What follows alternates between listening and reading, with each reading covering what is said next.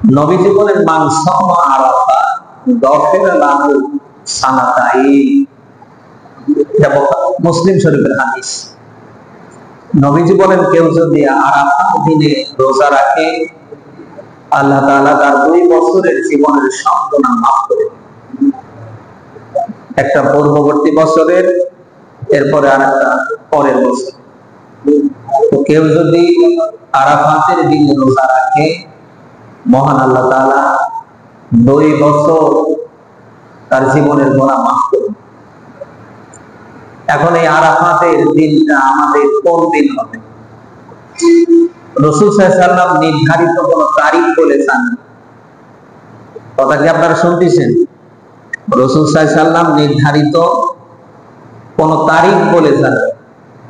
পবিত্র হজ পৃথিবীতে শুধুমাত্র একটি জায়গায় অনুষ্ঠিত হয়, সেটি হচ্ছে মক্কা। নাম কি? মক্কা শরীফ। সারা পৃথিবীতে এই হজ্জের দিনটি আরাফাতের রোজা পালন করা হয়। সব আলেমরাই ব্যাখ্যা দিয়েছে, অর্থাৎ ওখানে মক্কা শরীফে আরাফাতের ময়দানে হাজিরা যখন সমবেত হবে, হজ্জের যে দিনটি ওটাই তামাম পৃথিবীর মানুষের জন্য আরাফাতের দিন হিসাবে কি হবে? গণ্য হবে।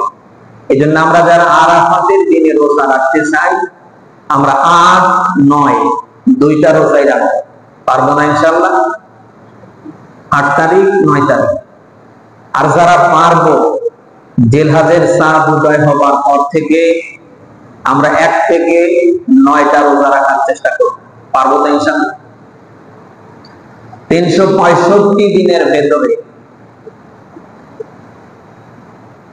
12টি মাস আমরা লক্ষ্য করি। এই 12টি মাসের ভেতরে মাহে রমাদান যেমন আল্লাহর কাছে অনেক সম্মানিত, মাহে রমাদানের দাম যেমন অনেক বেশি, 365টা রাত আছে। এই 365টা রাতের ভেতরে কদরের রাত আল্লাহর কাছে অনেক বেশি দাম, যেটা তামাম পৃথিবী উম্মতে মুহাম্মাদের জন্য আল্লাহ তাআলা এটা বোনাস আকারে দিয়েছে। ঠিক 365 দিনের ভিতরে জিলহজ মাসের 1 তারিখ থেকে 10 তারিখ, এই 10টা দিন আল্লাহর কাছে 365 দিনের চেয়ে অত্যন্ত দামি।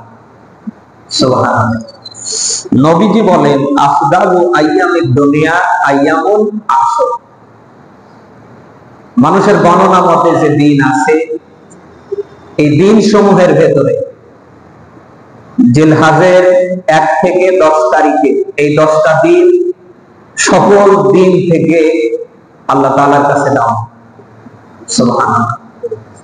এই জন্য জিলহজ মাস পাওয়ার পরে আমরা প্রথম নাম্বার যে কাজটি সবাই মিলে করব, সেটা হচ্ছে আমরা চেষ্টা করব আমরা যেন প্রথম তারিখ থেকে 9 তারিখ পর্যন্ত আমরা যেন রোজা রাখতে পারি। আল্লাহ তাআলা যেন আমাকে সহ সবাইকে কবুল করে বলে আমিন। 2 নাম্বার যে আমলটি আমরা করব সেটা হচ্ছে আমরা বেশি বেশি করে নেক আমল করব। বেশি বেশি করে নেক আমল করব। যেহেতু 365 দিনের ভেতরে জিলহজ মাসের প্রথম 10টা দিন আল্লাহর কাছে অত্যন্ত পছন্দনীয়, প্রিয়, আমরা যেন এই 10টা দিনে ভালো ভালো আমল করে আল্লাহর কাছে আল্লাহর প্রিয় পাত্র হতে পারি। পারবো না ইনশাআল্লাহ? আমরা বেশি বেশি করে এই 10 দিন আমরা নেক আমল করব।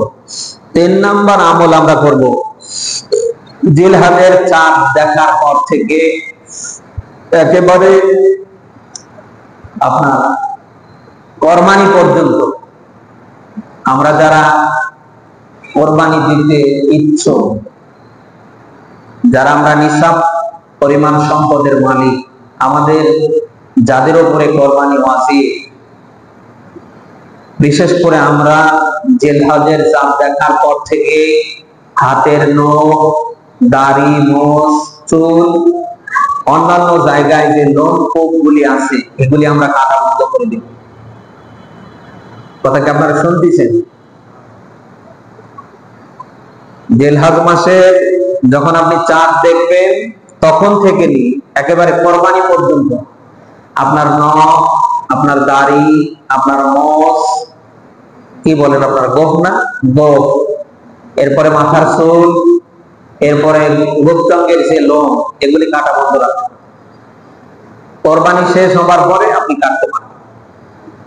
যাদের নিসাব পরিমাণ সম্পদ নেই, যাদের উপর কোরবানি ওয়াজিব না, তারাও যদি জিলহজের চাঁদ দেখার পর থেকে এই হাতের নখ কাটা, তারপরে গোফ কাটা, দাড়ি কাটা, মাথার চুল কাটা, গোপ্তাঙ্গের লোম কাটা ছেড়ে দেয়, আল্লাহ তাআলা তাদেরকেও কোরবানি করার সওয়াব দান করবেন। সুবহানাল্লাহ।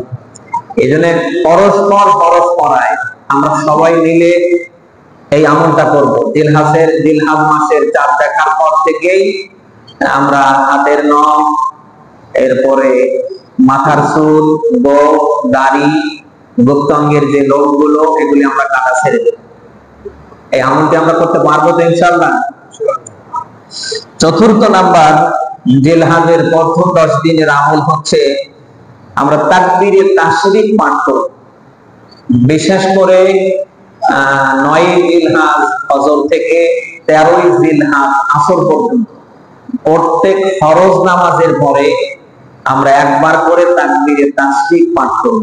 আল্লাহু আকবার, আল্লাহু আকবার, লা ইলাহা ইল্লাল্লাহ, আল্লাহু আকবার, আল্লাহু আকবার, ওয়ালিল্লাহিল হামদ। পারেন আপনারা? এটা পড়বেন কখন? 9 জিলহজ ফজরের নামাজ শেষ হবার পর থেকে, অর্থাৎ ফরজ নামাজ শেষ হবার তখন থেকে নিয়ে শুরু করে 13 জিলহজ আসরের নামাজ পর্যন্ত, অর্থাৎ 9 জিলহজ ফজর থেকে শুরু হবে, একেবারে 13 জিলহজ আসর পর্যন্ত চলবে। প্রত্যেক ফরজ নামাজের পরে একবার করে তাকবীরে তাশরিক পড়া ওয়াজিব। আমরা এই আমলটি করব, পারবো না ইনশাআল্লাহ? 5 নাম্বার, জিলহজ মাসের প্রথম 10 দিনের আমল হচ্ছে আমরা কোরবানি করব নামাজের পরে। কোরবানি করা লাগবে কখন জানো?